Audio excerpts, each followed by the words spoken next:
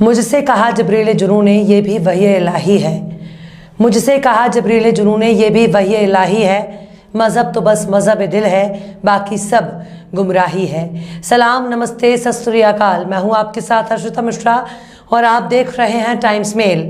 तो आखिर मुसलमानों के आर्थिक बहिष्कार के बाद, मुसलमानों की चूड़ी टाइट करने के बाद, मुसलमानों का दुकानों का परहेज़ करने के बाद, लव जिहाद के नाम पर मुसलमानों को सबक सिखाने के बाद, गौ हत्या और गौमांस के नाम पर मॉब लिंचिंग करने के बाद, मस्जिदों के सामने तलवार लेकर शक्ति प्रदर्शन करने के बाद, मुस्लिम इलाकों में हंगामा करने के बाद हमारा सोया अंधभक्त अब फिर से जाग गया है। और जब जागा है तो उसे पता चला है उन्होंने अंग्रेज़ों की गुलामी का बदला ले लिया। यानी अंग्रेज़ों ने 200 साल तक अगर भारत पर राज किया था तो अब भारतीय भी अंग्रेज़ों के देश का प्रधानमंत्री बनकर गोरों को मुंह तोड़ जवाब दे दिया है। लेकिन एक भारतीय हिंदू जब अल्पसंख्यक होकर ब्रिटेन का प्रधानमंत्री बना तब ना तो इसका विरोध मुसलमानों ने किया और ना ही बहुसंख्यक ईसाइयों ने ऐतराज़ किया। एक हिंदू के प्रधानमंत्री बनने से किसी ने ये शोर नहीं मचाया कि ईसाई अब खतरे में है। किसी ने ये नहीं कहा कि ईसाई को ब्रिटेन में हिंदू के पीएम बनने से बहुत खतरा हो गया है, बल्कि ब्रिटेन वाले इसे लोकतंत्र का खूबियों के तौर पर देख रहे हैं, जहां काबिलियत देखी जाती है ना कि धर्म।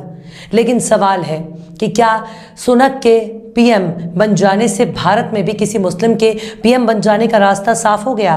खासकर ऐसे भारत में जब बीजेपी और संघ के नेता मुसलमानों का डर दिखाकर वोट मांगते हैं और बहुसंख्यक आबादी डराते हैं कि देखो अगर मुसलमान इस देश का प्रधानमंत्री बन गया तब हिंदू खतरे में आ जाएगा। मतलब भारत भी एक लोकतांत्रिक देश ही है, तो फिर भारत में मुसलमानों से हिंदू क्यों खतरे में आ जाएगा? खासकर मोदी जी के राज में हिंदुओं को डरने की क्या जरूरत है?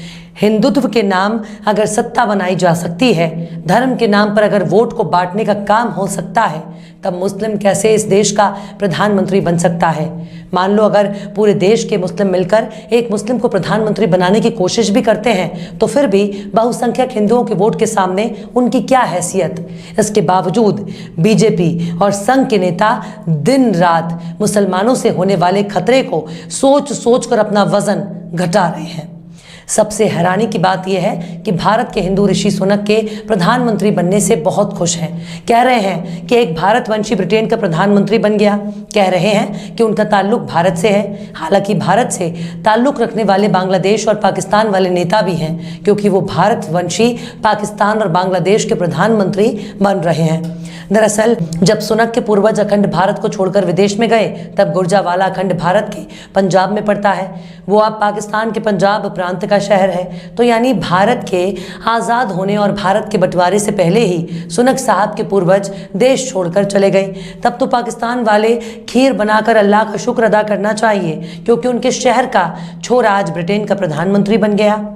भारत में जिन अल्पसंख्यक मुस्लिमों को बहुसंख्यक हिंदुओं से बहुत खतरा बताया जाता है, जिस देश के बहुसंख्यक हिंदुओं की सबसे बड़ी पार्टी में एक भी मुस्लिम विधायक या मुस्लिम सांसद मौजूद नहीं है, वो पता नहीं किस बात का जश्न मना रहे हैं। चलो बाकी लोग अगर सुनक के नाम पर थिरक रहे हैं तो अलग बात है, लेकिन बीजेपी और संघ के समर्थक सुनक के नाम पर ऐसे खुश हो रहे हैं मानो सुनक के प्रधानमंत्री बनते हैं विजय माल्या और नीरव मोदी कांप रहे हैं।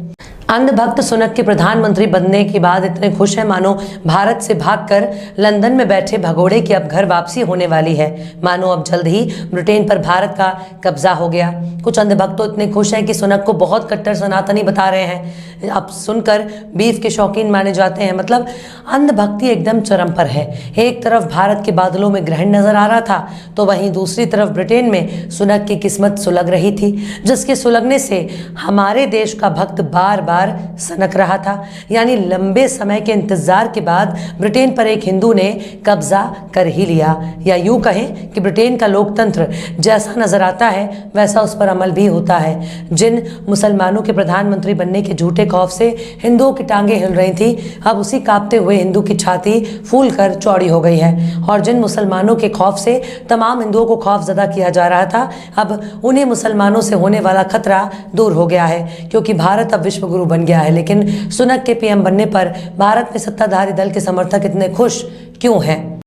ऋषि सुनक के ब्रिटेन का प्रधानमंत्री बनने पर भारत में राजनीतिक दलों के अलावा आम लोग भी सोशल मीडिया पर प्रतिक्रिया दे रहे हैं। कई लोगों ने इसे गर्व बताया है, लेकिन सुनक के प्रधानमंत्री बनने की खबर पर भारत की सत्ताधारी पार्टी बीजेपी के नेता खुशी से फूले नहीं समा रहे, वो बिल्कुल गदगद है। बीजेपी नेता सोशल मीडिया पर ऋषि सुनक के हिंदू होने का जिक्र करते हुए खुद भी गौरवान्वित महसूस कर रहे हैं। मध्य प्रदेश के मुख्यमंत्री शिवराज सिंह चौहान ने ऋषि सुनक को बधाई देते हुए ट्विटर पर लिखा है कि आपको अपने हिंदू जड़ों पर गर्व है और हमें भी आपकी इस उपलब्धि पर गर्व है। वहीं बीजेपी नेता कपिल मिश्रा ने भी सुनक को बधाई देते हुए लिखा कि दीपावली के दिन एक धर्मपरायण हिंदू ब्रिटेन का प्रधानमंत्री बना।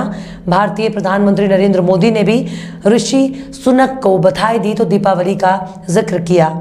42 साल के ऋषि सुनक बोरिस जॉनसन सरकार में वित्त मंत्री थे और उस दौरान वित्त मंत्रालय के आधिकारिक आवास 11 डाउनिंग स्ट्रीट पर दीपावली के दिन दीप जलाते दिखे थे। अमेरिकी न्यूज़ वेबसाइट CNN ने अपनी रिपोर्ट में लिखा है कि सुनक ने 2015 में बिजनेस स्टैंडर्ड को दिए इंटरव्यू में कहा था कि ब्रिटिश भारतीय जनगणना में एक कैटेगरी पर निशान लगाते हैं। मैं तो पूरी तरह से ब्रिटिश हूँ, ये मेरा घर और देश है, लेकिन मेरी धार्मिक और सांस्कृतिक विरासत भारतीय है। मेरी पत्नी भारतीय है, मैं हिंदू हूँ और इसमें कोई छुपाने वाली बात नहीं है।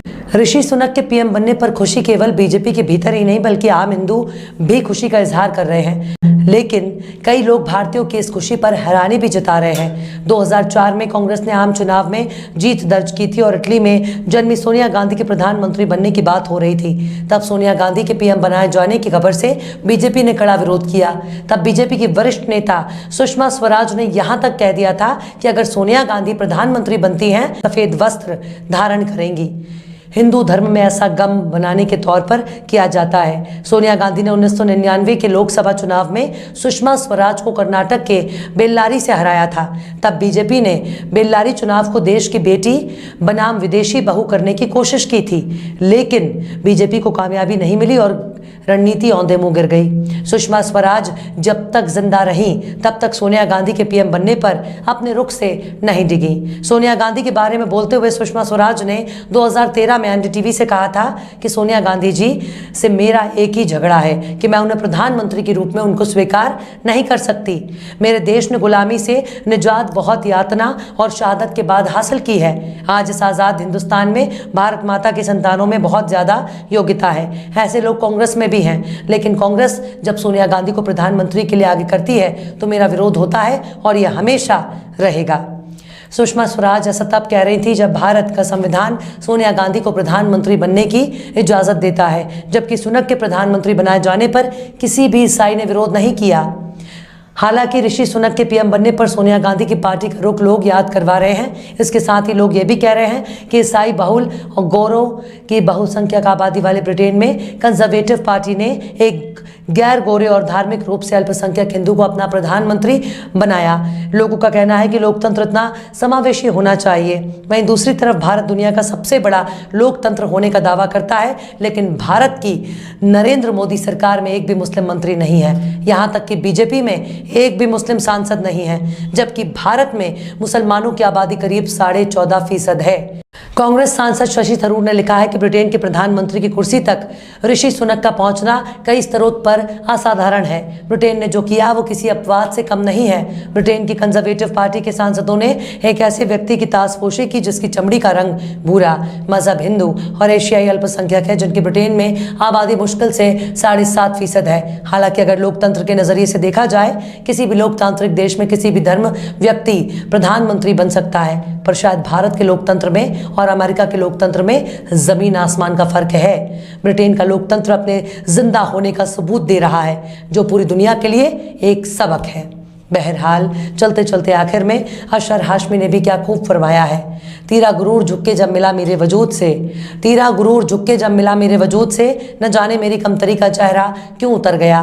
फिलहाल इस वीडियो में बस इतना ही। ये वीडियो आपको कैसा लगा कमेंट बॉक्स में ज़रूर बताइएगा। वीडियो पसंद आए तो लाइक करें। हमारे वीडियो लिंक को फेसबुक, ट्विटर, व्हाट्सएप पर अपने रिश्तेदार, यार, दोस्तों को भी शेयर करें और बेबाक, निष्पक्ष, स्वतंत्र पत्रकारिता को सपोर्ट करने के लिए हमारे यूट्यूब चैनल टाइम्स मेल को ज़रूर सब्सक्राइब करें और हाँ, बेल आइकन की घंटी वाली बटन भी ज़रूर से दबा दें ताकि आपको हमारे आने वाले नए वीडियो की नोटिफिकेशन फौरन ही मिल जाए। फिर मिलते हैं किसी और वीडियो में एक नई खबर के साथ। हर्षिता मिश्रा को दीजिए इजाज़त। जय हिंद। तो देख लिया आपने हमारे इस वीडियो को। हमें उम्मीद है कि आपने हमारे वीडियो को लाइक किया होगा और दूसरों को भी शेयर किया होगा।